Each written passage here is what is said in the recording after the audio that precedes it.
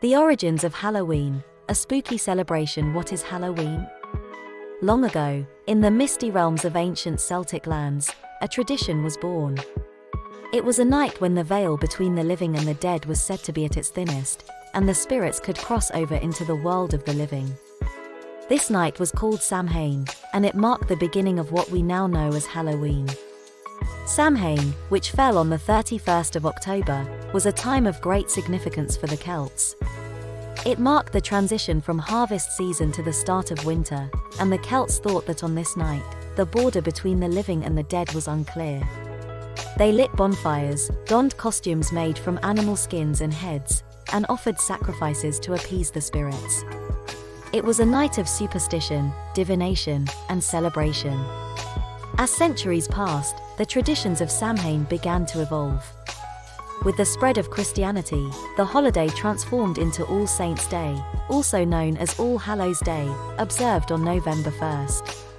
The night before All Saints' Day became known as All Hallows Eve, which eventually gave rise to the modern-day Halloween. In medieval times, Halloween was a time for communities to come together. People dressed in costumes, went door-to-door singing and telling stories, and were given small treats in return. This tradition was called souling and is considered the precursor to modern-day trick-or-treating. The tradition of carving pumpkins into jack-o'-lanterns also has roots in Celtic folklore. The tale of Stingy Jack tells of a man who made a deal with the devil and was neither allowed into heaven nor hell upon his death.